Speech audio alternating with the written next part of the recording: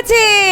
Hello, দুপুরে আমি ঘুমাচ্ছিলাম, ঘুমটা ভেঙেছেই জাস্ট ওই ফোন কলটাতে। তাড়াতাড়ি আসুন, আপনার একটা পার্সেল আছে, দুদিন ধরে ঘুরে গেছে, এবার কিন্তু ফেরত চলে যাবে। আপনি এসে এবার অফিসে কালেক্ট করুন। পার্সেলটা কি কালো রঙের বক্স? হ্যাঁ, কালো রঙের বক্স। আপনি আসুন। ফাইনালি চ্যানেল খোলার 75 দিনের মাথায় প্লে বাটন হাতে পেতে চলেছি।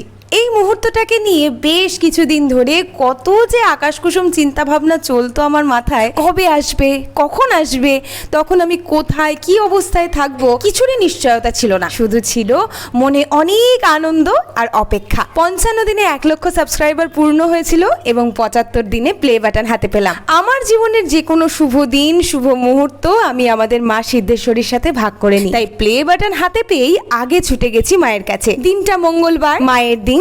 মায়ের কাছে আমার একটি মনস্কামনা ছিল।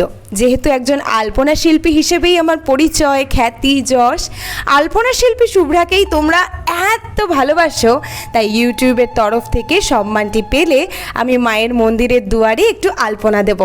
অনেক ভয়, দ্বিধা, দ্বন্দ্ব চলছিল মনের মধ্যে। আদেও মায়ের মন্দিরে আলপনা দেওয়ার অনুমতি পাবো তো? কিভাবে মায়ের মন্দিরে আলপনা দেওয়ার অনুমতি পেলাম তা বিস্তারিত পরবর্তী ভিডিওতে বলবো। মায়ের সামনে বসে প্লে বাটন আনবক্সিং করতে পারা ছিল আমার স্বপ্ন। একদিন চূড়ান্ত অভাবে দুঃখে কেঁদেছিলাম মা, আজ আনন্দে কেঁদে ফেললাম। তুমিই দিয়েছো, তুমিই রক্ষা করো। জয় মা সিদ্ধেশ্বরী।